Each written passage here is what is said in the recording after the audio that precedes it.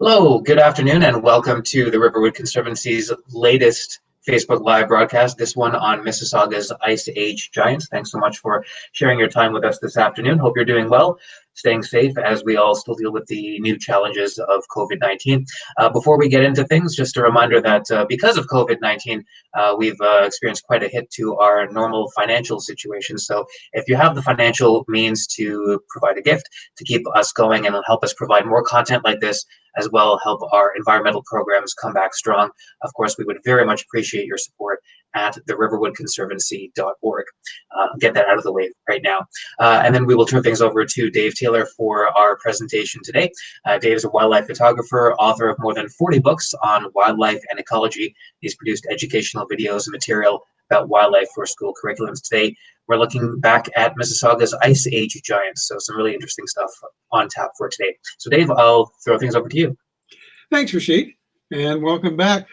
This is the fourth show I think we've done, and there's been a theme through all those about climate change.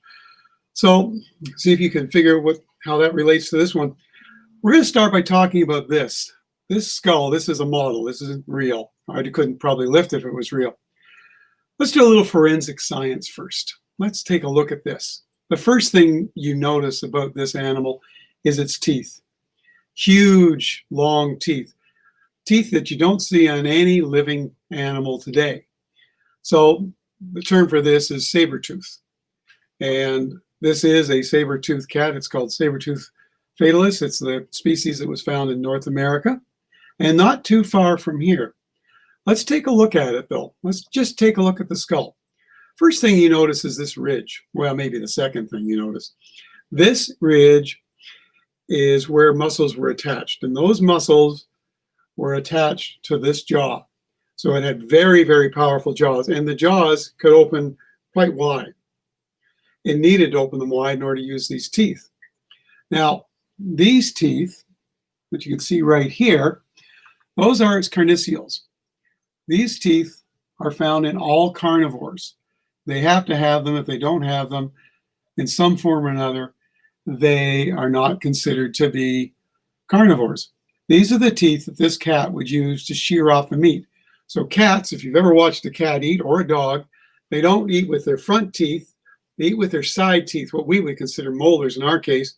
These carnassials act like scissors. They come down and they chew it. So they're chewing through the side of the mouth. Now, the next thing you might notice is it has a large nose. This animal sucked in a lot of air.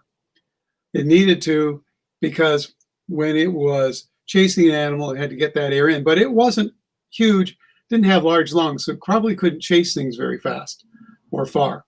You'll also notice that the eye sockets are at the front of the head. These eye sockets allow it to have three-dimensional viewing. So when it leapt on something, it could catch it and judge the distance. But let's get back to the teeth. Nobody is really sure how these teeth were employed. The old thought used to be that it would try and jump up and stab the animal in its jugular vein and it would bleed to death. However, looking at the La Brea tar pits where thousands of these skulls and animals have been found. La Brea tar pits is in Los Angeles. It was a tarred area where the tar bubbled to the surface. Large mammals would come down seeing the water on top, wade in and get stuck. They would die there. Cats like this would come down, feed on them along with dire wolves and things like that. And they reckon that once every 11 years, one of these cats would get caught and die there and leave its fossilized bones. But as a result of having thousands of these skulls, they've been able to do some analysis. And one of the things they notice is there's not very many broken saber tooth. They tend to be intact. If you were biting on the neck, you're going to hit bone every now and again, and that could snap a tooth. So the current thinking is this animal didn't bite you on the neck. This animal bit you on the belly below the rib cage, where it could do maximum damage and not hit anything solid. So that's the current thinking. It is not like a lion either. A lion, when it kills, and I've watched them do this in real life, a lion either grabs you by the throat constricts it so you can't breathe, or it covers your mouth or the prey's mouth with its jaws so the animal can't suck air in. This cat couldn't do that. So this animal was probably an ambush hunter, leapt on at the belly of the beast, and the beasts that had leapt at were probably very large, and we'll see some of them in a moment, and then would go away and let the animal bleed to death. And on top of that, if that's not a bad enough nightmare for you, because a lot of these animals had major breaks in their bodies, bones broken, ribs broken, serious breaks that would have debilitated them so they couldn't hunt, they survived. And in order to do that, they must have had a pride-like system. So they probably hunted in groups like lions do today. So this was probably a social cat. So that's a bit of the forensic analysis. Now let's go to the slideshow. I'm going to show you some pictures and explain a little bit about what's going on in our area. In life, this is what the Sabertooth cat would have looked like. This is a sketch I did. It had a bit of a slope on the back, short tail, which means it probably wasn't a chaser, more because the long tail lets a cat turn. It was a little smaller than an African lion, but heavier. So it was much more robust as a cat. Had claws in the front that were retractable. In life, it probably looked like this. Or just going back to that slide, you can see the range. It just kind of touches into the Great Lakes Basin area. There have been no fossils of this cat found in southern Ontario or any of the states that are really close to us. And there's a reason why we don't find these fossils here. Although this cat did not disappear from the earth, didn't become extinct until about 7,000 years ago, certainly around when people were around. Another shot of the jaws. You can see how far that jaw can open and wider than that. Now, in order to understand what we're going to talk about and why these cats weren't here, we have to talk about the Ice Age. There was a time, maybe 40,000 years ago to 20,000 years ago, where most of Canada, in fact, just about all of Canada, was covered by an ice sheet. This was the Laurentide ice sheet, and it was in places up to 3 kilometers thick. 3 kilometers. Now, just think about that. The CN Tower, stack it 3 times on top of each other, and you still wouldn't get to the top of the ice. And that ice weighed a lot, and that explains a lot of what happens. This picture shows you Ontario and the drainage pattern, and it also shows you on the right where the maximum extent of ice was 14,000 years ago. And then as it started to retreat, it created what we called Island Ontario. This was about 13,000 years ago. Where you're sitting now, if you're in southern Ontario, probably was ice-free, although if you're on the other side of the escarpment from Mississauga, you'd probably be swimming in water.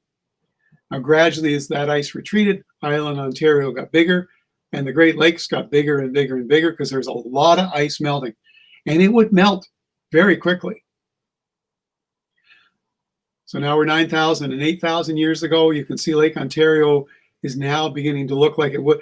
And these lakes were created because the ice pushed everything out of the way.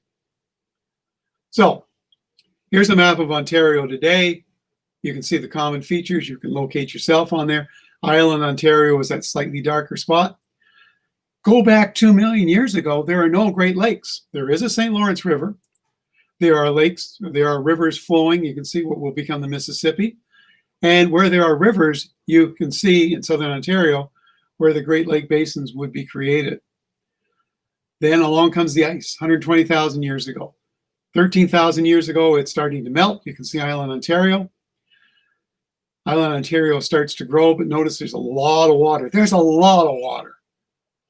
You go back a little further, 11,000 years ago. This is probably when people first arrived here, 11,000 years before present.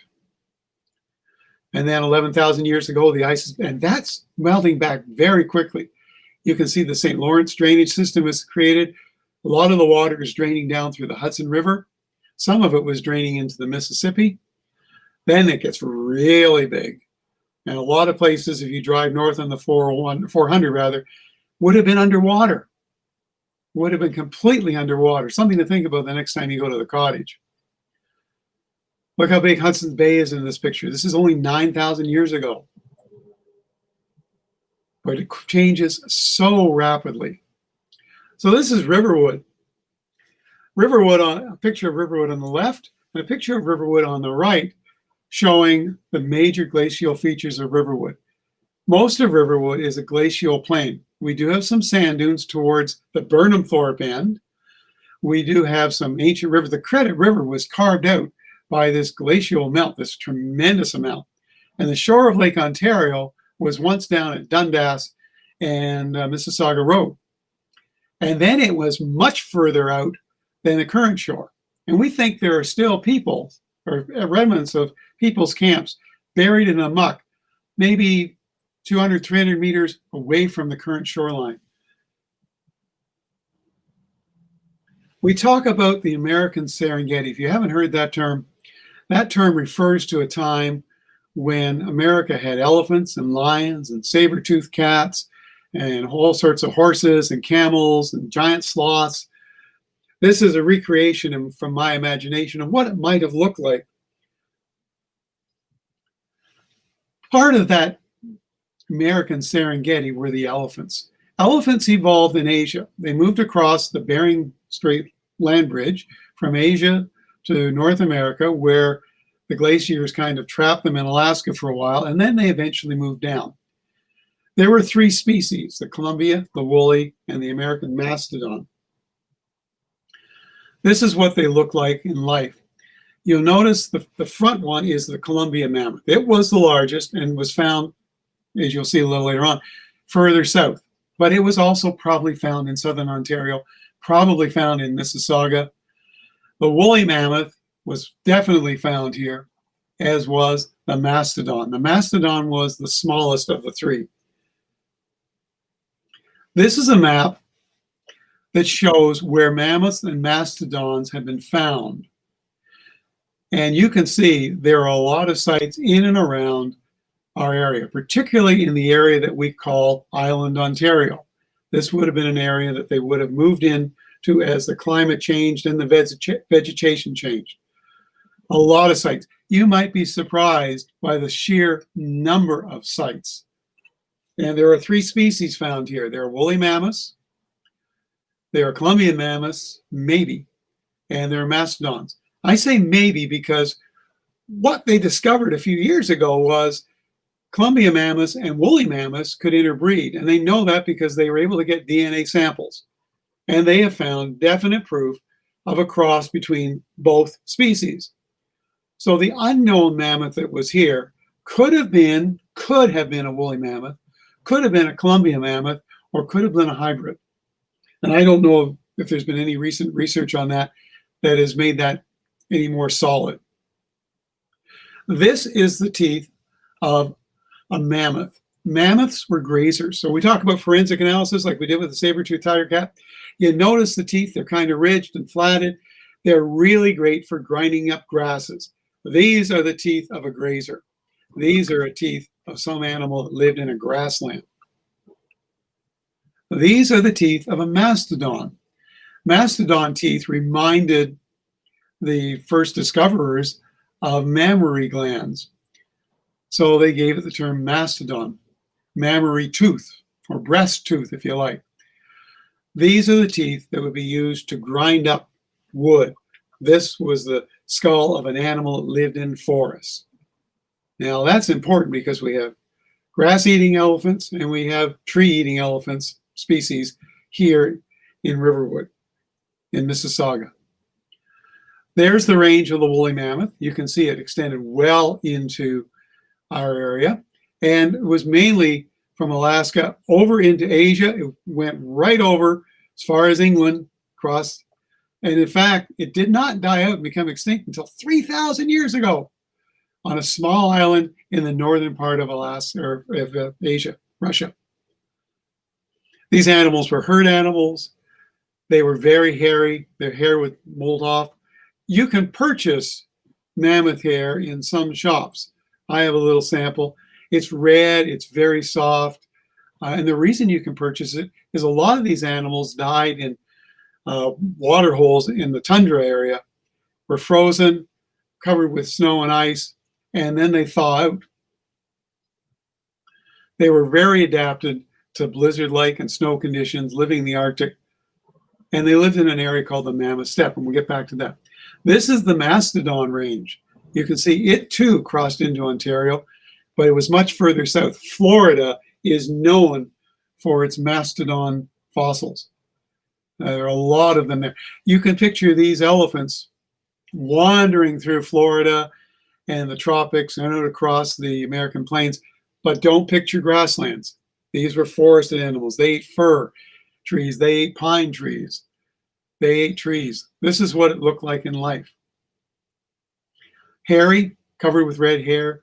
And we have no drawings of these animals. There are no drawings made or cave paintings made of mastodons or saber-tooth tigers, but there are of mammoths. So we're pretty sure what a mammoth looks like. And this is the woolly mammoths range. Again, it overlapped into Ontario, or not the woolly mammoth, Columbian mammoth, pardon me. And this is what it looked like in life. And this is a recreation with some bison and pronghorn out on the plains. Some other animals that you might have found here, although there were no moose in Ontario until well after the Ice Age, before the Ice Age retreated, we had what was called Scots Moose. It was a moose-like critter, definitely a member of the moose family, but its antlers looked like they'd been turned around backwards. It became extinct, I think 14,000, 15,000 years ago. And then there was the shrub muskox. The shrub muskox looked a lot like our muskox, but lived much further south, and it did range into southern Ontario. And then there is the caribou. Now, we don't think of southern Ontario being home to caribou, but Peter Stork wrote a book called Journey to the Ice Age. Peter Stork worked for the Royal Ontario Museum, and I'll show you this book when we're done. I'll put it up. This book is about how people lived here and what they hunted. And if you're driving west on the 401 and you go through the escarpment, picture herds of caribou coming down through there, coming down to eat on the grassland and the Mammoth steppe. Because that would have been, there you can see the book, I think. Excellent read, and it really talks a lot about how much of Ontario was underwater, and it is a surprising book. Highly recommend that. It's a little heavy reading for young people, but if you're serious about this kind of stuff, it's well worth it. Let's go back to the slides for a second. So we had caribou moving through the area in herds, which would have been amazing. And hunting them were people. And they got their weapons, according to Peter, up near Collingwood. The type of spear tip they used was very defined, and it came from some rocks, or a type of rock that was found in the area around Collingwood, along the escarpment. He's very careful not to tell you exactly where. So caribou were once here. And there were giant beavers here. Beavers the size of black bear. So on the right, you can see the normal beaver. And by the way, there are a lot of beaver along the lakeshore of Mississauga and right through. I was watching one last night, feeding on some wood that it cut down. The giant beaver did not build lodges. It lived in holes that it dug in the banks, and it did not have a flat tail. You will see some illustrations of a giant beaver with a flattened tail like a modern beaver. Its tail was more rat-like. It must have been some animal, probably ideal prey for the occasional saber-toothed cat or smilodon. But it became extinct, but its fossils have been found here. And then finally, there are bears. And these are the bears of North America. The one that's in gray on the left is the giant short-faced. It came close to being here. The black bear was certainly here.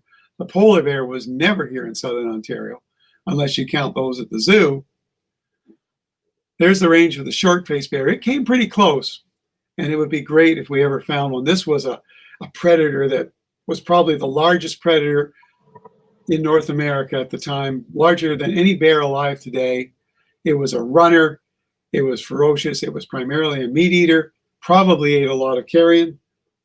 You can read about it in my new book when it comes out. More about that later. This is a recreation of it, hunting bison. It had a short face, long legs. And then there's the grizzly. Southern Ontario had grizzly bears. Who'd have thunk it? Grizzly bears right here. And the skull of this was found just south of Aurelia. What people didn't know until just maybe 30, 40 years ago for sure was there was a viable grizzly bear population in Labrador and northern Quebec. The Hudson's Bay Company, when it came in, traded in the furs of grizzly bears, but it didn't last long. They were killed off by people. But there were grizzly bears in southern Ontario, no doubt about it, probably walked across Mississauga on their way to Quebec. But as the environment changed, it became more forested, and grizzly bears like more open area. So they couldn't survive here. But there was a time. Let's talk briefly about the weather and the habitats. When you have an ice sheet, the winds blow off of the ice sheet. They're called katabatic winds. They are tremendously powerful. They come down, they dry out the area around the edges, they cool it off. And we see this in Antarctica. If you go to Antarctica and you're stationed there, you're going to experience these winds. The large blue arrows, are the arrows of the jet stream. And the jet stream was much further south. Florida was warm. The ice age didn't mean that you would freeze if you went to Florida or California or Mexico. What it did mean was close to the ice shield, it was close. Beyond that, it was much more temperate and warmer, and certainly not bitter cold. Ideal for people.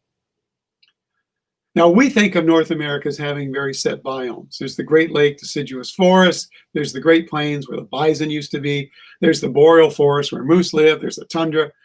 And they're all kind of linear in North America. And we think of those as being forever.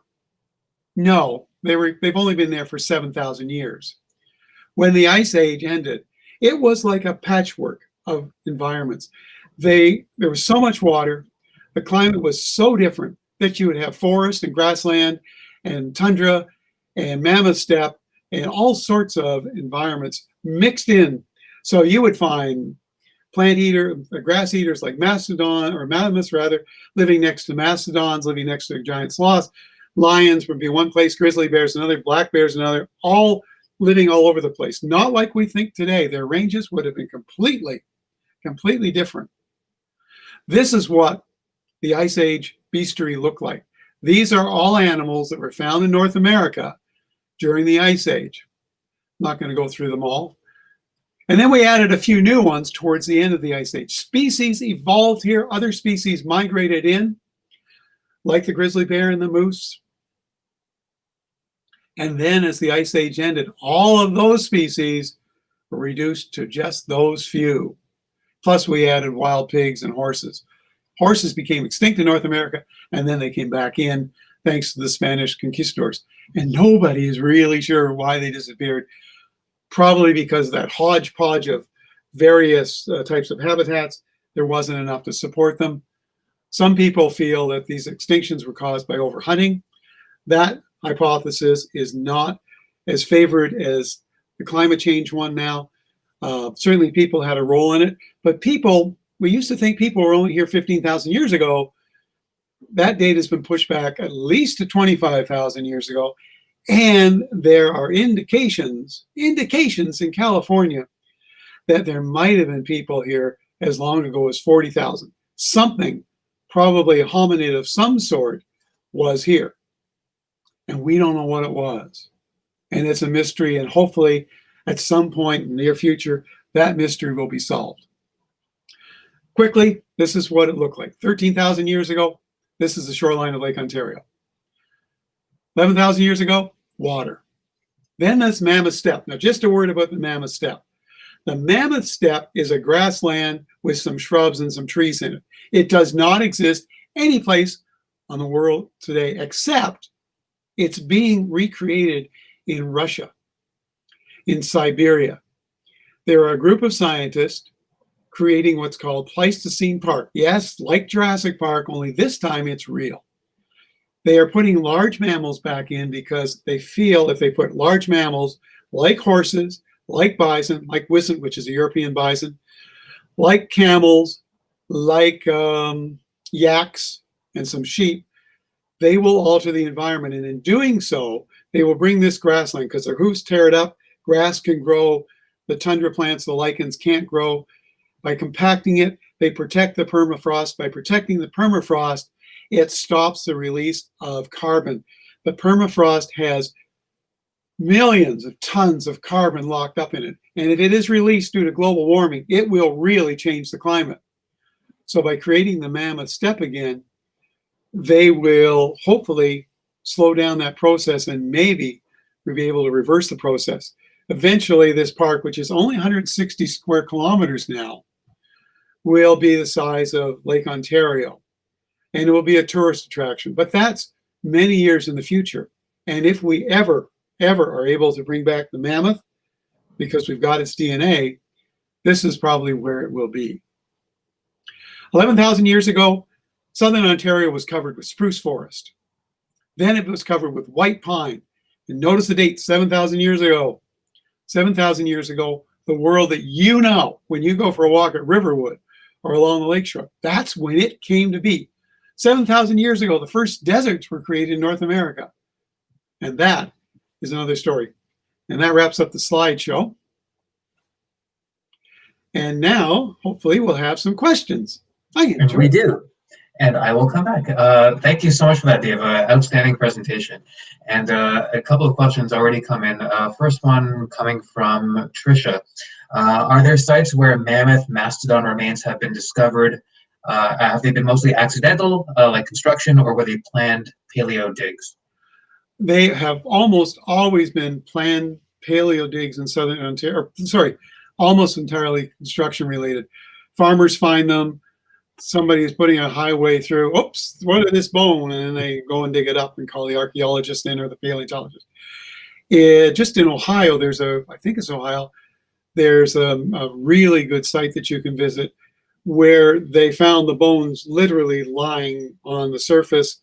And this is what caused Thomas Jefferson, when he sent Lewis and Clark across the United States, he thought these bones were so fresh that there were still mammoths and giant sloths living in North America. Unfortunately, he was wrong, but it was exciting. And you can go visit that. And they have reconstructions of life-size mammoths and mastodons. And I think it's Big Bone, but if you look up, it's either Ohio or Illinois. It's very close to here.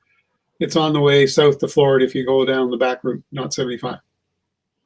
And just a reminder for everyone, if you do have questions for Dave, just type them into the comments and we'll get to as many of them as we can. So a couple of other questions that we had received. Have any fossils of Ice Age animals been found here in Mississauga? Yes, they have, but it's not known to be a really rich spot. But a really good question. Over in the escarpment, they found a lot more, including a giant type of hyrax, which is found only in Africa. There is a book I can highly recommend called Ancient Life of the Great Lakes Basin. And this has maps and information about the various fossils from way back, like 450 million years ago, right up to the present. It's a good read. I think it's an accessible read. I would, if you want to know more about fossils in Mississauga and Ontario, I would visit some of the sites. Just look it up on the web. I'm sure you'll find some other things. Another book that you might enjoy this is a good general book. I find it very useful for research. It's an older book, probably about 6 or 7 years old, called The Ice Age Mammals of North America. Really interesting read, very accessible, although it does stray into talking about the woolly rhino, which was never found in North America, and a few other species. It's a good reference. It gets you looking in the right direction. And this, again, is Peter's book. Next.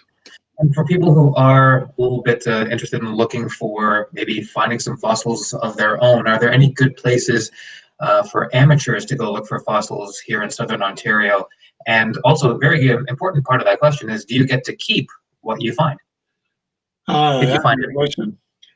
I would check the rules because I think if it's really an important fossil, you're not allowed to keep it. And there was a case just recently. Now, this was an American case where they found a Tyrannosaurus Rex, I think it was, not Sioux, which if you know your fossils, you might know about Sioux. But the landowner claimed, the people that own the mineral rights claimed that they had the right to the fossil and they could sell it because they assumed that the fossil was a mineral and therefore, like oil or natural gas or whatever, they had the right to own it. The courts in the United States, the Supreme Court, I believe it was, said no, fossils are not counted in that. The landowner owns the fossil.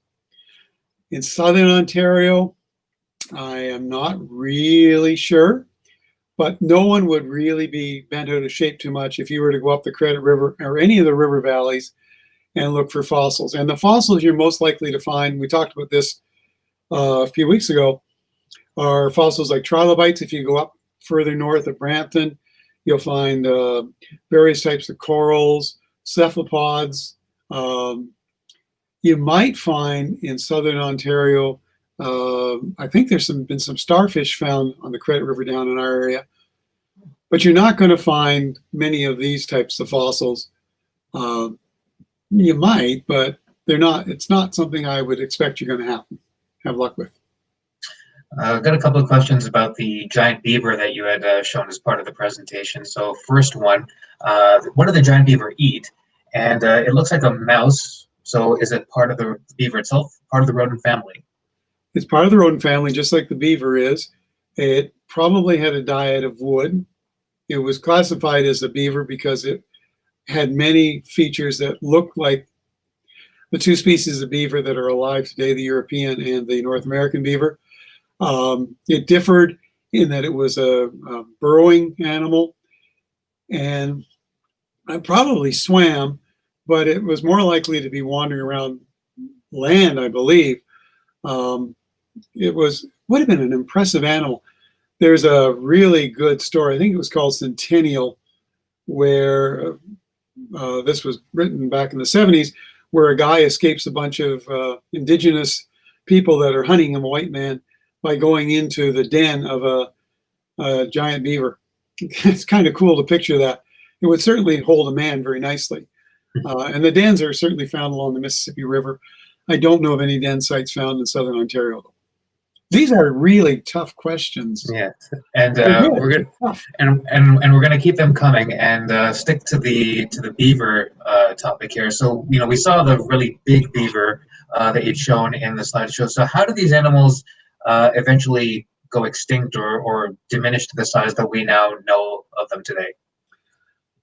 That's a gem of a question. Glad you asked, because I think I can probably answer it. The general theory is that when humans arrived, the larger species, because of climate change and maybe overhunting, or maybe some other factor, there was an asteroid hit as well that kind of played into this. They died out. But hunting pressure is one theory that made them smaller. Smaller animals eat less, they could survive on less food. And certainly there was a trend for smaller species. The bison is an excellent example. There used to be bison that were much bigger, by maybe half the size of our current bison. And our bison is the largest living land animal in North America. So picture one and a half times bigger. You got a big animal with horns that reached out. It was an amazing animal. But as it became hunted or the climate changed, it got smaller and smaller because there were less food. Then what happened, I believe, and this is my theory, not somebody else's, never read this, but as we got to 7,000 years ago and the climate stabilized, the grasslands of the central part of North America came into view, were created. And this wealth of resource is what propelled the bison, as we know it as a species, to come into being. So it's a direct descendant of these other species, but they got smaller.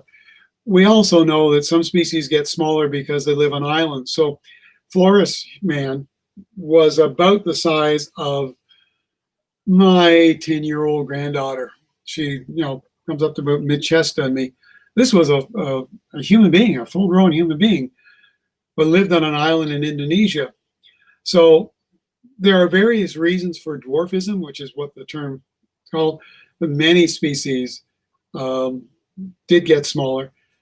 The other theory is the further north you go, the bigger the species. So moose in Alaska are larger than moose in Wyoming and in Ontario. Brown bears in Alaska on the coast are bigger than grizzly bears inland. But really, there's not one solid answer that fits all of these things. And there are other people who say that animals getting larger because you go further north, because you need more body heat. We'll say that's absolutely nonsense. Oh, I don't know, but that's the current theories, and hope it helps. Okay, and I guess kind of along the same lines, what was the smallest Ice Age mammal that existed? Because we talked a lot about the giants that were around this time, and the ones that roamed the Mississauga area and the Great Lakes area. So we kind of get hung up on just how big a lot of the animals were. But what was the smallest mammal that we know of from that time? The smallest is still with us. It's probably a species of mice or species of shrew. The small animals did not suffer the extinction. They are still here. So when you see a mouse in your backyard, unless it's not a house mouse, it was probably here. Some species were not present in southern Ontario during the Ice Age. The cottontail rabbit being one, it didn't arrive for a long time after that 7,000 year thing. And then it disappeared due to the Little Ice Age, which happened about 1806, in that area, 1810, and lasted maybe a bit longer than that. It ended around the 1870s. Cottontail rabbits completely disappeared from southern Ontario. So white-tailed deer, they belonged in the Ice Age. They would have grazed or fed alongside woolly mammoths and mastodons here in southern Mississauga or southern Ontario. Black bear would have been here. Wolves would have been here. Not the coyote, not the polar bear. Surprisingly, if you go over towards Montreal, you would find whales and you would find seals. There have been fossils of those found up along the Ottawa Valley. Gives you an idea of how mixed it was. The salmon that we find in the rivers, they got here because of the Ice Age and all that water. They were able to swim past the Lachine Rapids, but as the water level declined and the river systems changed, they got stuck here and they adapted. So the Ontario salmon, which is a type of Atlantic salmon, was here because of the Ice Age and is making a comeback because we're trying to restore some of the balance to nature. And so we've talked a lot about wildlife throughout the presentation today. A question coming from Earl. When did humans arrive in southern Ontario, and who were those first humans to make Mississauga or the Great Lakes area their home? The humans that arrived here were almost certainly, there's other theories, but almost certainly they would have been from Asia. They would have been members of the Homo sapiens species.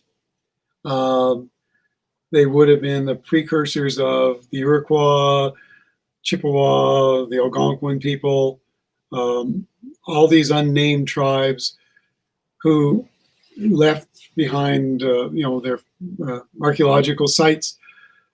They certainly came. We're certainly here by the time Island Ontario was created, and the Ice Age was moving back. They had campsites throughout. They're relatively rare. Clovis Point people were probably 15,000 years ago. They were once believed to be the first people. We know that the people that were here traded with people further south. The type of tip that they made was made out of obsidian. Obsidian is a type of rock that when you flake it, you chip it. It makes a razor sharp thing, so sharp that you could do surgery with it today. In fact, some people have. I've heard stories. That rock, remember I said it was found up in the Collingwood area? We know that rock was traded, according to Peter Stork's book and other sources, well down into the Mississippi, Missouri, Georgia area. And there was this trade. Don't think of these people as being any more primitive than Europeans. They were very, very, very clever people. They created cities, city-states further south. This is in the last 10,000 years. What is amazing to me is how much we've learned about human evolution. We have, not me, but scientists have found people that we have no fossils for, but we found their DNA. So if you've got red hair, and I kind of had red hair for a while, you've got some Neanderthal DNA in you. And we know about the Neanderthals, and we now know that they definitely bred with our species in Europe. But as our species went further and further east into the Russian, India, and whatever, they bred with a couple of other races of people called Devonians. No fossils, or maybe a few fossils of Devonians have been found, at least one race, but none of the second, but our DNA has it in it. So this mixture of people spread as we move further and further east, and they cross the land barrier. And then the question is, how did they get here? Well, they did not come down a corridor between the mountains and the ice shield. The first people came along the coasts of North America. And we know that partly because of archaeological sites and partly because of black bears. There are black bear species, subspecies, found along the coast of North America that have been isolated so long that their DNA is different from other black bears. And we know they had to have survived there because there was land. The ocean level dropped. These bears survived, and people probably survived. And what do they eat? Seafood, shells. And you could have walked from Russia all the way along the coast of Alaska right down to South America, a place called Monteverde, where I think 45,000 years ago, there's solid evidence of people living. And then they probably moved back north. And as the ice retreated, moved into Ontario. That is a very convoluted answer. I'm sorry it got so long. But I think a question of that importance requires a long answer. It's I appreciate your support. Not exactly an easy answer, and hopefully this one will be a little bit easier to answer as we get back to the animal from Allison. Were there any birds during the Ice Age? Yeah, well, just the same birds you might expect to see. When the Ice Age came, it came slowly and retreated quickly. The birds had to adjust, and they moved further south. Remember, the habitats were vastly different. So you might have not have found big flocks of one species, and you might have found bigger flocks of another. Like, for instance, the passenger pigeon did not exist in the flocks of billions until we started farming and created a habitat that it could exploit, and then we shot it out to extinction. So the birds made the migration back and forth, and as climate change goes on today, undoubtedly birds will expand and contract their range depending on what sort of new food sources are created. The question you should ask is, were there toads here? Think of toads. They can't live in the ice. No way. And they can't feed on the cold climate around the ice. So they were completely gone. Those little toads had the hippity hop all the way back from down around Georgia back into southern Ontario. And there are still species found south of Buffalo and into Georgia that were once found in southern Ontario that have not made their way back. Most of those species are insects, like types of, and invertebrates like worms, because they just can't get here fast enough. So the birds, yes, absolutely, they were quick to exploit. The other animals were forced out, and the most recent animal to arrive is the opossum. And it arrived from South America, having crossed several hundred years ago, probably several thousand, but it finally made its way into southern Ontario, probably 120 years ago. Okay, and we'll get to one last question for today before we wrap things up. And you mentioned during your presentation the project in Russia about a real-life Jurassic Park. And a question from Cindy. What are your personal thoughts on what's happening there and the idea to try to revive some of these larger animals? Well, first of all, the romantic in me would love to see a woolly mammoth trotting around again. I think that would be so cool. So I think, one of the really big concerns we have, I mean, you think COVID is bad, You just wait. If the tundra thaws out and all that permafrost thaws out, it is going to release all sorts of things into the environment.